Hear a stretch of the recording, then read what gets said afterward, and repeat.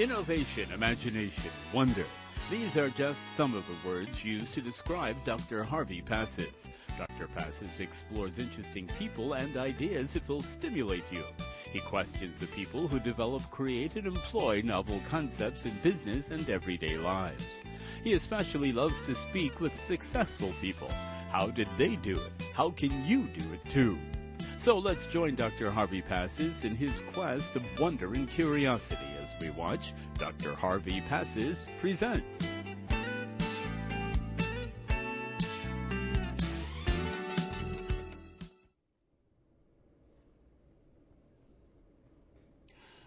I belong to an organization of professionals, and this organization meets once a week, and we meet early in the morning around 7 o'clock.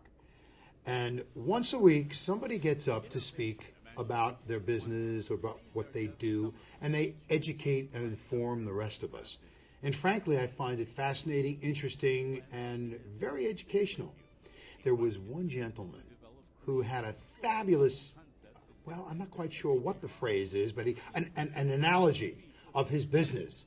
And he started questioning everybody and asking them for comments, and basically it was of a financial nature. I found it so interesting that I asked this person if he would be kind enough to join me on the show so that he could bring to you the same information that he brought to my organization. And it was just fantastic. So, without further ado, I bring to you Mr. Paresh Shah. Welcome to the show. Thank you, Doctor. It's you a like pleasure that to be opening? here. Was that good? Yes. Terrific. Just fascinating. Let me just read a little bit about you so that people understand what you're going to be talking about and what you're all about. Sure. Okay. Terrific. Paresh, am I pronouncing it right? Yes. Paresh? Yes. Okay. Paresh is a financial advisor, and he's dedicated to helping secure the financial nature of his clients. He's been on the financial services industry since 1996, you don't look old enough, and has built his practice in pensions and profit-sharing plans, annuities, life, health, and disability income insurance. You specialize in asset protection, estate planning, and business succession planning. That's fascinating. We're going to talk about that. Paresh truly cares about benefiting his clients, I know that to be true, and takes pride in his ability to develop long-lasting relationships with individuals and businesses alike. Paresh graduated in 1991 with an honors degree in chemical engineering from the prestigious Indian Institute of Technology, which is IIT in India. You like the way I threw the IIT? You have T-shirts say IIT? Yes, I do. Okay. I do. Okay, terrific. All right, let's begin. Obviously, you're a financial advisor. How does one become a financial advisor? Do you wake up in the morning and go, oh, that's it, I'm a financial advisor? Or is there some training, education? Explain. Usually when you want to become a financial advisor, you select one of two routes. You start off either as an equity professional or an insurance professional. Okay. So what you would do is typically you would, if you want to be involved in equities, you would gather all the necessary licenses that you need to be an equity advisor. And the second portion is if you want to start off with life insurance, you would take the necessary licenses for that. As you move forward, you would also gather licenses for the other products so that you can do comprehensive planning and advice to all your clients. I feel that the most important part is not the education or the studies that you do that matters when you want to become a good professional. It's getting a good mentor and actually doing field work with the mentor. I agree with that. When you do that, you are able to take your career to the next level and also to be a good professional. Let's get back to something you said a moment ago. So my viewer watching right now will appreciate this. You mentioned before about insurance. That's pretty plain. Most people, they might not know the intricacies, but they understand what insurance is. Yes. But you said also protecting your equity assets. What does equity mean? Just briefly define that. Right. All the products that we define as investment products, like stocks, bonds, mutual funds, all those products come under the category of investments. And either equity products or debt products, as we call them. So Did you say debt? Debt. Okay. So we broadly classify in the world of financial advice. So we can broadly classify these into either equity products, which are products which are investment-related products, Right. and second is insurance-related products. Okay, gotcha now. So I just wanted that clear. Yes. Now, can anyone just say they want to do this and they get some training, or like, I'm a dentist, Yes. but I've taken my test to get my degree, Yes. but I still can't practice dentistry. I've got to get a license, or I have to be certified by the state. Yes. Is there anything like that in the financial advisor industry, profession? Absolutely. Explain. This industry is highly regulated because we are dealing directly with people's money. And the future consequences of what actions we advise people to take can result in make a lot of difference to people's life in the future. That's true. So the government wants us to be certified. That's first thing that we do is we take the necessary training hours, then we give the necessary examinations. We send all that bunch of things to the national board. And they certify us as a when I gave my Series 7 and my Series 63 examinations. So I was certified to be an investment advisor. Okay. And I could deal with a certain set of products. Then I went on further and got my Series 65 license, which permitted me to do managed money products. So effectively, that entire thing permitted me to take care of the investment side of my client's advisor. And this is through the state or through the federal government? No, the exams are conducted, or there's a license through the federal government, and then after that, whichever state you want to practice in, you get the necessary state licenses. Okay, not unlike dentistry, believe it or not. Yes. Okay, so now we've got that out of the way. As far as credentials are concerned, certification, people should know if they're looking for a financial advisor. Say, could you tell me your background? Could you tell me your education? Can you tell me if you're certified? Is that correct? Yes, absolutely. Okay, so let's go on to the next thing now. So now you're a financial advisor. What do you see your role as a financial advisor? Traditionally, Doctor, the role of a financial advisor has been to sit down with people, identify their financial goals, and to create a plan which will take them from today to reach the fulfillment of their financial goals.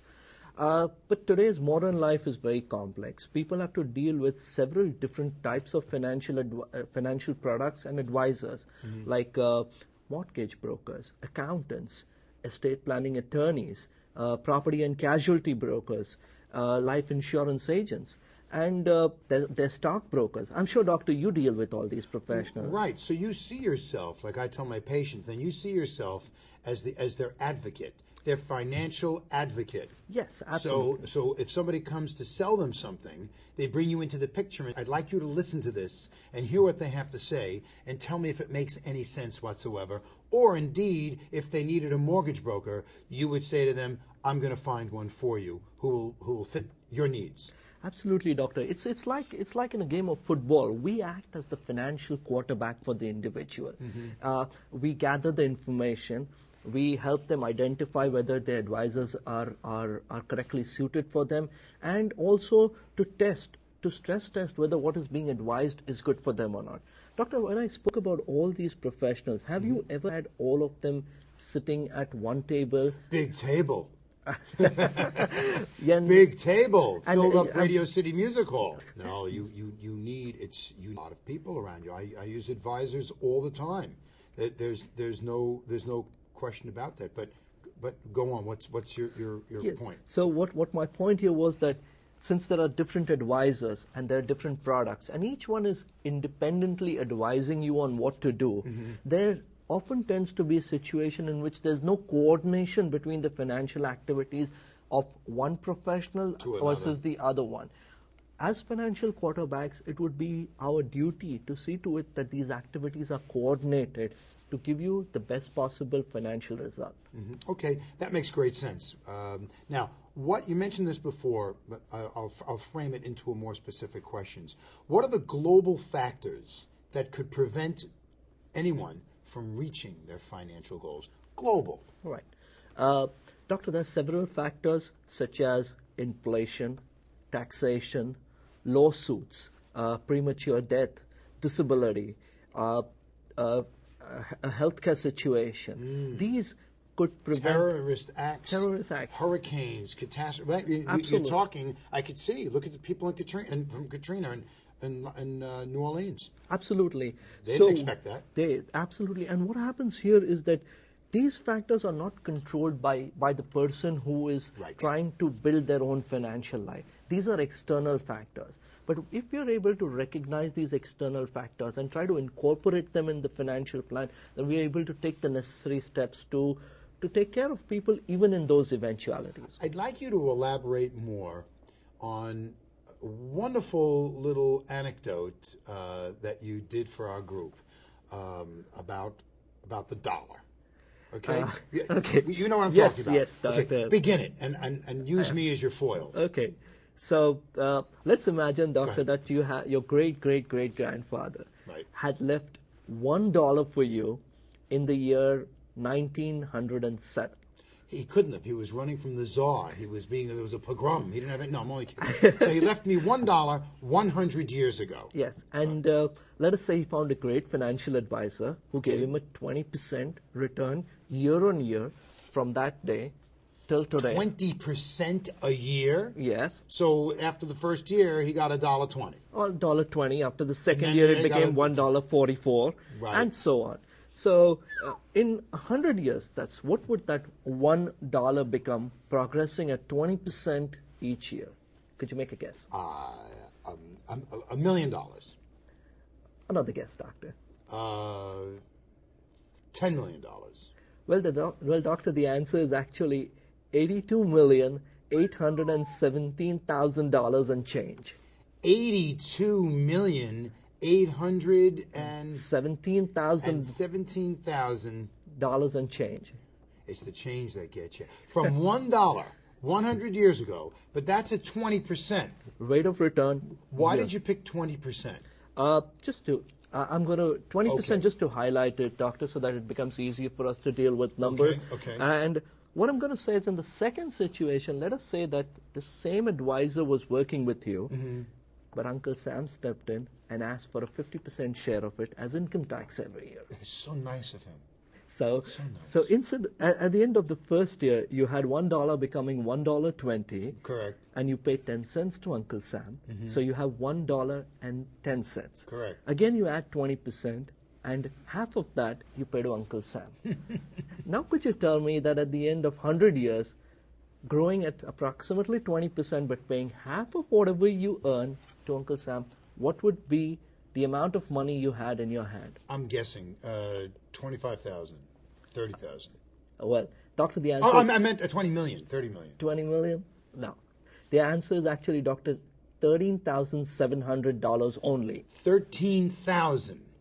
Absolutely. 13,000 because of taxation. Because of taxation. You see, From 82 million, we go down to... now you put the tax in there and you get $13,000. That is correct, Doctor. Okay. And what people fail to foresee the long-term effect of the tax dollars that are going away from their hands, and the opportunity that those tax dollars would have to grow if they could keep those taxation dollars in their own hands. Tax-free. Yes. Legally, yes. So one of the major factors which affects financial planning is taxation. I mentioned that earlier. Second factor that I'd like to bring about at this stage is in terms of litigation. We live in a world in which Very people litigious. People sue each other. I'm going to sue you. I don't like your tie. Oh, wow. Okay, go ahead. I'm protected, so I take care that my assets are protected. What happens is that Go ahead. What happens is that people in the past were smart. They built large castles and they built large moats around them. The bigger the castle, bigger the moats. bigger the moats, and the more wealth they had, the more protective measures on the moat. Gotcha. Today we live in paper castles, and we leave our assets, which we take a lifetime to accumulate, open to litigation and to be absorbed in by other people who want to use this easy path to get the money. So we have to be very careful in our planning to prevent loss of wealth using litigation. What does inflation play How does it play a role in all this? It's the same thing like taxation. It's similar. It's similar It's to another way to eat taxation. Yeah, it eats into your wealth. Eats into the capital. But I call it the stealth tax, Doctor. Stealth. Yes. Explain. Doctor, do you remember what was the cost of a postage stamp in 1980? A first-class postage stamp. Oh my God, no, 22 cents? It was 15 cents. 15 cents? Actually. The year in which the Moscow Olympics were there, and we Americans didn't go for that Olympics, but that year, the cost of a first-class postage stamp was 15 cents. Today, the cost of a first-class postage stamp is 41 cents. 41 cents. In the span of 27 years, we've seen the basic cost of living, a basic cost, go up 2.5 times. Good point. 15. And we really didn't notice it, Doctor. Am I right? You're right. So, if you count a 3% rate of inflation, what in 1980 would cost you $1 to buy, in 2005, that's 25 years later, would take $2.44 to buy. This is just basic inflation, and it creeps up on you without you really realizing about it. So, and that's why I call it the stealth tax. But there's one other factor which a lot of people tend to forget. Doctor, have you purchased anything in your home recently? Furniture. How much did you spend on it? I think it was around $1,500. Okay. So when you and your wife decided to go out and buy furniture, you budgeted for $1,500 or maybe between $1,200 and $1,800. Found something great at $1,500. If you had bought furniture or budgeted for furniture about, let us say, 10 years ago, how much would you have like to put inside? Probably like around $700, $800. $700 to $800. In that ballpark. Right. So if we're talking about that 10 years ago you put in $700 towards buying something that you needed, and today you're putting in $1,500. That means we're talking about an increase of about 7% per year. Now, why did that happen? When we're told that inflation is 3% per annum, why are you spending about 7% per annum on additional things? The reason is that everybody wants to upgrade in their life. People want to get better. You want to buy things. You had an older car. You want to buy a new car, but you also want to buy a better car with more features, with a better brand name. Bells and whistles. Right? Yes. So in that way, when people say that they have a 3% rate of inflation, actually in real terms, our expenses are going up at a much higher rate. And we need to take that into account when we do somebody's planning. I see. Now, what are some of the personal challenges? We just talk about global. What are some of the personal challenges that can get in the way of someone achieving a goal? I think that there are two basic ideas that fit into personal challenges. And the first one amongst them is procrastination. Okay. Everybody is trying to put off starting a financial plan. Right. And let me tell you, let's say, Doctor, you were today 18 years old and you had a twin brother, okay? And you were the one who wanted to do dental school and wanted to go ahead in life. And so you selected the path of going to college. He said, okay, I don't want to do all of that, so he started work somewhere. Let's say for the first 10 years, from 18 to 28, he put in $1,000 every year into a savings plan. And let us, for the sake of ease, let us say it grew at 8% every year. Now, you became a dentist, and at the age of 28, you were in a position to start saving. Okay, because not really. You got all that debt to pay off. Absolutely. Loans. Absolutely. But let's assume for 1 minute that at 28 you were in a position that after paying your monthly, you was putting in $1,000. Now, from the age of 28 to the age of 68, that is for a period of 40 years, you put in $1,000 every year. And your twin brother stopped putting in money at the age of 28. Who would have more money at the age of 68, assuming, of course, 8%? He started or stopped? He started at 18, stopped at 28, 10 years, $1,000 each year. You started at 28 and put to 68, 40 years, $1,000 each year. And in this period, we didn't take out the money, but just let the capital grow. Let the capital grow at 8%. I'm going to have to say it's probably the brother to earn more money. You're right, Doctor. Because of the compound interest. Absolutely. That's the power of it. That's the power of putting in money early. He would have approximately, if you take 8%, he would have approximately $340,000 while you would have about $280,000. And I started later. They started later. And he started earlier and had so more. that is one of the first personal reason, that is individual's reason for failing to reach their financial goal. They don't start early enough. The best time to start a financial plan is now. And the second thing is, of course, various financial myths, like the best way to save money or to save tax is in a 401k plan. Or the second myth is that a 15-year mortgage is better than a 30-year mortgage. Another financial myth that is often propagated is that I'll be in a lower tax bracket in retirement. These may not necessarily be true, and because of that, people do not reach their financial goals. And not being realistic about everything. What about tax-deferred retirement accounts? Yes, a minute ago I spoke about the 401k. Right. It's not that I do not recommend putting money into a tax-deferred account, but I would like every person to examine the strategy, and this is where my role comes in, to examine whether that is the correct strategy for an individual or not, whether he should be putting money into a 401k or not. What happens is when you put money into a tax-deferred account, when you withdraw that money, you're going to have to pay tax on it, correct? And in the meanwhile, it's growing for you. So if you pay taxes today, you're paying tax on the seed. Mm-hmm. And if you're going to pay tax when you withdraw it, you're going to pay tax on the fruit. Mm-hmm. What is better for you? That needs to be clearly defined and understood. Everybody's different. Everybody's different, absolutely. They have different needs. So you need to sit down with someone and understand their lifestyle, understand children, grandchildren, if it's in the picture, how these people like to live. Absolutely. They want to have champagne every night for dinner, or they're satisfied with having a glass of water. Right. And how much money they can invest, and what their risk for investment is. Absolutely, Doctor. You hit the nail on the head. Well, that's the end of the show. Thank you. And no, go ahead. But that's true. What we really need to do is kind of have it. Like when I sit with a person like you, let's just assume for 1 second, I need to see 30 years from now, what will Dr. Passes need? What will be his requirements? What will be his legacy philosophy? And based on that, I need to evolve the right kind of financial tools in order to reach his goal. So that's the way in which you help people get through, or how do you get them through all this, the hurdles that's involved?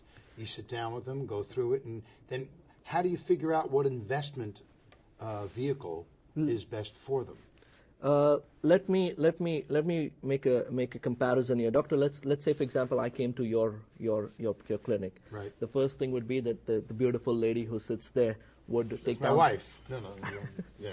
I think she. So she. Go ahead. We'll go ahead. She would take down all my information. Right. She'd take down what my current situation is. Right. And thereafter that, she would also find out if I had any allergies or any problems. Medical history. Medical history. The second stage would be you yourself would conduct an examination. And in that examination, what you would do is you might take some x-rays, conduct some tests, actually see, and then you would come to the third stage of recommending some treatment. You would also discuss the costs of the treatment and what would be the future benefits for me and what I should expect 10 years down the line for if I took the necessary steps that you recommended today.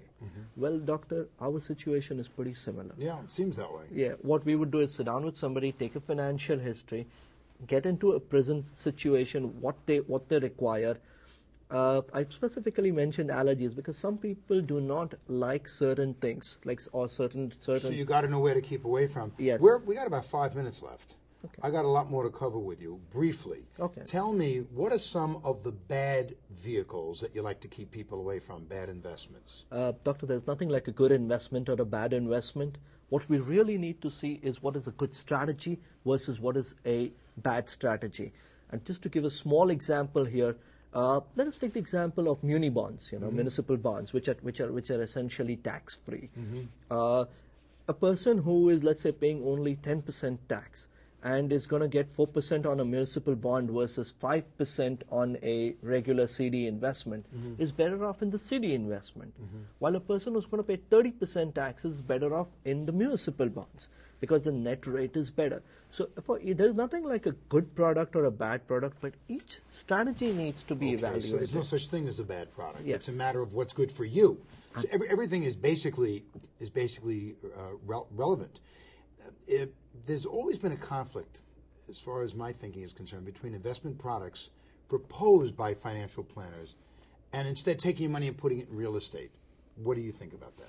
Doctor, Briefly. actually, I believe that there is no conflict whatsoever because wealth in America grows from people's businesses, real estate, and investments in other products. And people need to balance it out correctly.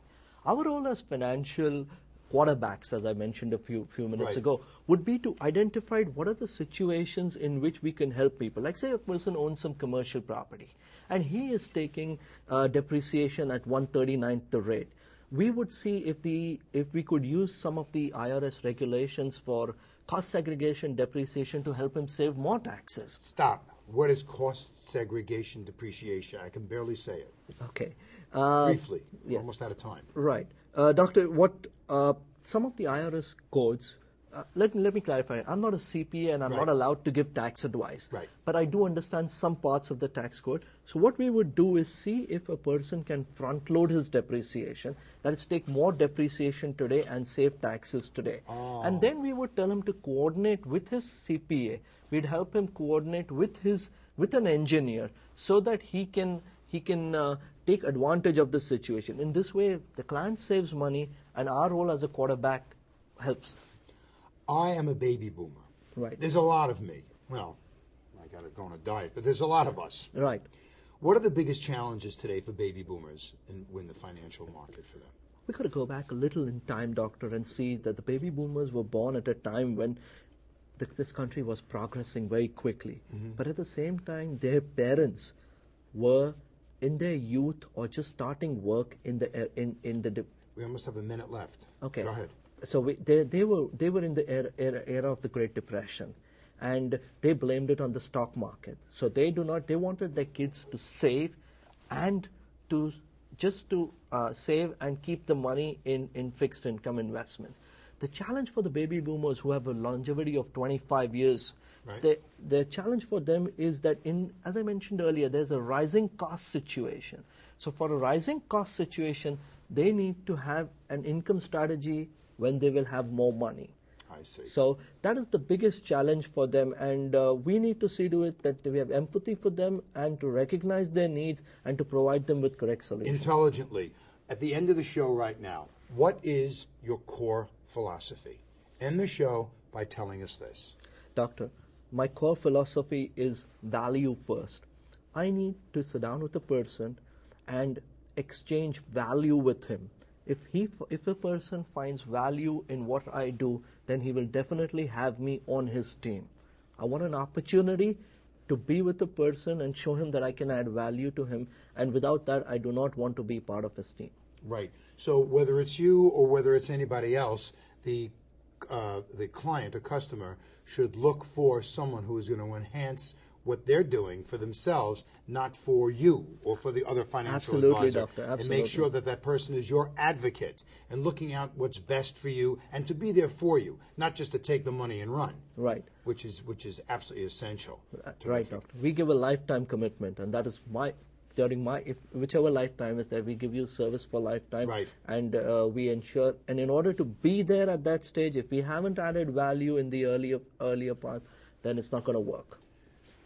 Paresh Shah, thank you very much for coming down. Did the time go by fast? Yes, Doctor. You know why? Because you just gave so much information, rapid fire, and it was great. You'll come back again sometime to discuss other aspects of this? Thank you very much, Doctor. No, thank you very much. I learned a lot from you. That's the best compliment that I can give you. I hope you enjoyed listening to this intelligent individual.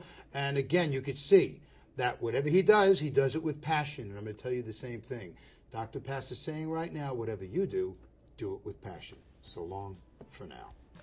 Thank you, Doctor. Thank you again. Pleasure.